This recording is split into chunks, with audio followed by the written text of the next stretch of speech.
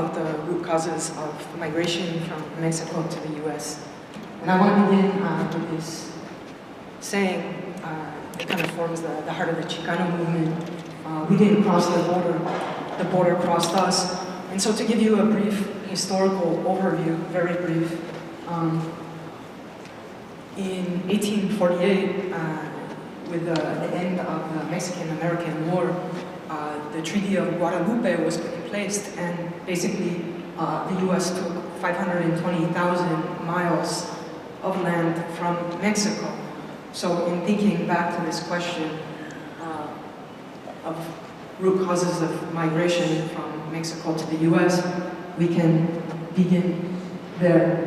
So if you've ever been to California, Nevada, Utah, Arizona, New Mexico, Texas, you were once in Mexico.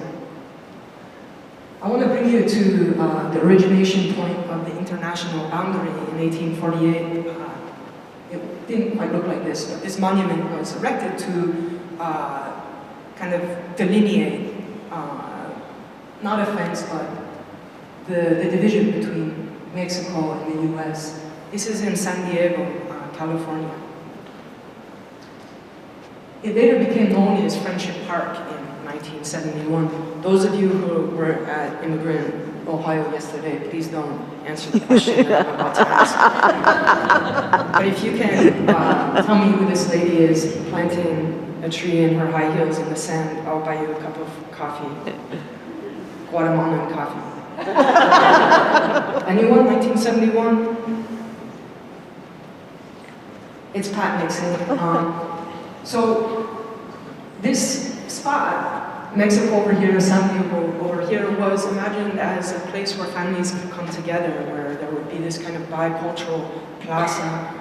You can see in the background there's music. And so distressed was Pat Nixon that there was a little bit of barbed wire separating people from one country from the other, that she actually asked for it to be cut down. So one question that I have is, what happened between that moment and this moment? So this is an aerial view of what's now called Borderfield State Park. It's not Friendship Park anymore, it's called Borderfield State Park. And there's a fence that juts 300 feet now into the ocean that I think was made in 2011, 2012. And the Chicana poet, Gloria Anzaldúa, called the border the place where the third world grates up against the first and bleeds. She called it an open wound. And I use this image of the fence and this scar to offer you a visual of what the border is. Interestingly, they're invisible borders. What we don't see is what takes place under the ocean, which is booby-trapped for anyone trying to cross underwater. So the root causes of migration from Mexico into the US, there are lots, but I'm going to focus on one historical point, which is the Bracero program. During World War II, there were labor shortages, and so Mexico and the US came up with this bilateral agreement where Mexicans, primarily indigenous peasants, came to the US to work the fields. And they could only work the fields. So the word bracero comes from the word arm. So these guys were literally field hands. This was the largest labor contract in US history. So when these men came from Mexico to the US, they were sprayed with DDT, which is a chemical. In the news recently, we see cases emerging, right? Cancer cases, etc., against the use of these chemicals. So these men were stripped naked, emasculated, and sprayed with this chemical. You can see the gentleman spraying them is actually covered himself. And so this would be a typical newspaper clip that you might see. I'll read it for you. It says, Mexican workers wanted in October. Farmers and orchardists in Washington state had placed orders for approximately 6,000 imported Mexican workers. Now we place orders for a pizza, or we go on Amazon Prime and we place orders for whatever product we want. And we import commodities, products. So you see this real objectification of the Mexican laboring body. This program was so lucrative to the US that it extended well beyond the end of the war. And 4.6 million Mexicans came to the US during this time. That's a huge number of people. A lot of them were escaping famine. There was a real economic pull. And a pattern of recursive migration was established, which means they would move from one country to the other. The border was relatively porous. They also established transnational sites of belonging. You live in a country, for decades, even a year, right? You begin to feel a sense of place, a connection, a sense of community. When the Bracero program ended, what happened is that these patterns of migration were already established, and what followed was this perceived thought that there was a crisis of immigration, right? People kept on coming to the US. You can't really see this well, but in the newspapers, there would be the use of martial and maritime imagery to characterize what was taking place, or the presence of Mexicans in the US. It says, illegal aliens flood metropolitan area with over 1 million involved in a silent invasion. So something very sinister was being projected through the news media, and we can see that today with right-wing rhetoric. I want to fast forward. The Bracero program ended in 1964, so let's move to 1994. 30 years later, NAFTA is signed into action. This took place on January 1st of 1994, and the idea behind NAFTA was that the borders between Canada and Mexico and the US would become porous to trade, right? Commodities could move freely without being taxed. Bill Clinton said this will create jobs, American jobs, and good-paying jobs, and Mexico's president at the time, Salinas, said, let's export goods, not people. I want to pause here. This is a tortilla, also known as a calientita, or like a little hot something. And in Mexico, this is a staple, right? The inflated ones are the best. Tortillas actually inflate. You don't just get them out of a plastic package. And in Mexico, this is something that you eat morning, afternoon, and evening. In Mexico, prior to the signing of NAFTA, corn was produced internally. This was a small-scale operation, passed down generation to generation among primarily indigenous farmers. But the farmers couldn't compete with the cheap corn being flooded into the country, right, by the US. And so 2 million farmers, if not more, were displaced. They couldn't keep up. And so transnational corporations took over that land. What do you think happens to the farmers? Where do they go? You begin to see a south to northward migration taking place. So farmers end up in cities like Guadalajara, Mexico City, Tijuana, major urban zones where they try to make a living. They also move to the US.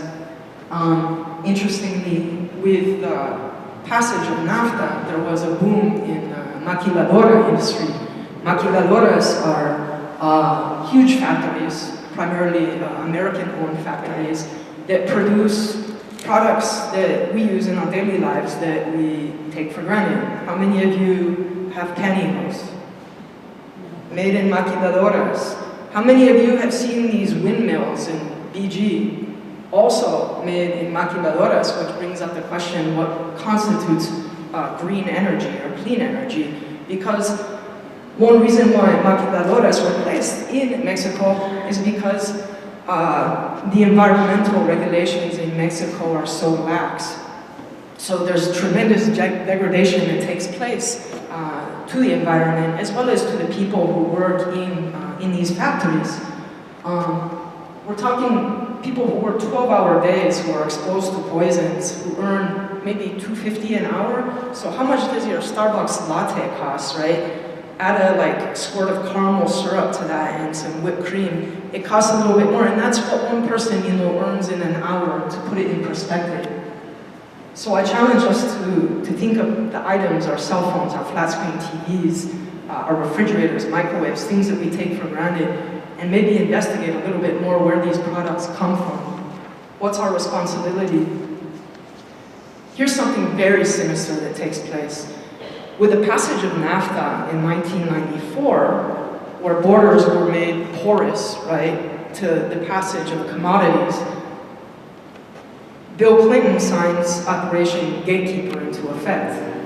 Now, Operation Gatekeeper, how many of you have seen Ghostbusters? Do you remember the Gatekeeper? Kind of sinister. Was it a gatekeeper? I think it was. Anyway, the idea behind Operation Gatekeeper was to fortify the borders, primarily in San Diego, in the urban zones, to keep people from entering the US. So control through deterrence. So you see the establishment of fences, of barricades, of their seismic sensors that are placed throughout the ground. And the irony is that commodities can cross freely, but people can't. And so what happens is that people are pushed into more and more treacherous zones, where now they're competing with the environment. Now, if you've been to Arizona, if you've been to San Diego, at the height of summer, you know how hot it gets. I'm talking 115 degrees hot, something that you can't really prepare for, right? Now imagine your vulnerability to that temperature, and then how temperatures plummet in the desert, right? It gets really cold at night. So what ends up happening is that people are pushed into more and more remote areas to circumvent this surveillance, and they become vulnerable to the elements and die. This image here of these crosses in Tijuana, as you approach the airport along the Avenida Internacional, you'll see hundreds and hundreds and hundreds of these crosses. And on these crosses, you often see the name of the person and the state in Mexico from which they come. Other times they just read as unidentified. I want to bring you to the site of where the prototypes that were getting a lot of hype, Trump's big walls, his big beautiful walls, are being constructed. So at the time that I went to Tijuana, I had to see these prototypes from the Mexico side because apparently they were being tested and it was forbidden to see them from the US side. There wasn't access. So this is a colonia neighborhood in the background where the first border wall, which was erected in 1990, it was made from recycled steel mats from the Vietnam War. This was the first wall. Here you can see, peeking over the different prototypes, you can see someone stacked up some tires and a chair, so it's kind of this weird kind of spectatorship. Here's another image of them. Here is an image that really strikes me. This is semis. This is where the semis of the world go to die. With the signing of NAFTA, products brought over from Mexico to the US often cross in semis. So this neighborhood has become a space where semis, like a graveyard. But it's also, as you round the corner, a point of passage. So you have daily thousands of semis ferrying our commodities across, and it's right next to this this neighborhood where the walls are being put up. So again, a kind of irony there. The truth is that within the last decade or so, migration from Mexico to the US has decreased significantly. people aren't risking their lives to make this journey. It's become incredibly perilous. But not only that, there have been some minor improvements in the Mexican economy. The downturn in the US economy also sort of discouraged migration to the US. Mexican healthcare is maybe in some cases better than healthcare in the US, believe it or not. And so what I see now taking place is a twist in a root cause of migration, which is deportation and attempts to return to the US. So with deportation, detention, ICE raids, etc., people are now waging a journey to return to a place that's more familiar than foreign.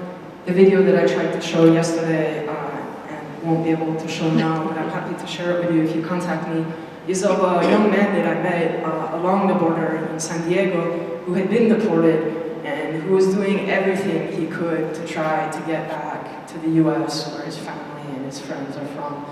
So he's very much estranged. So we see a new root cause of migration, which is caused by deportation. Thank you.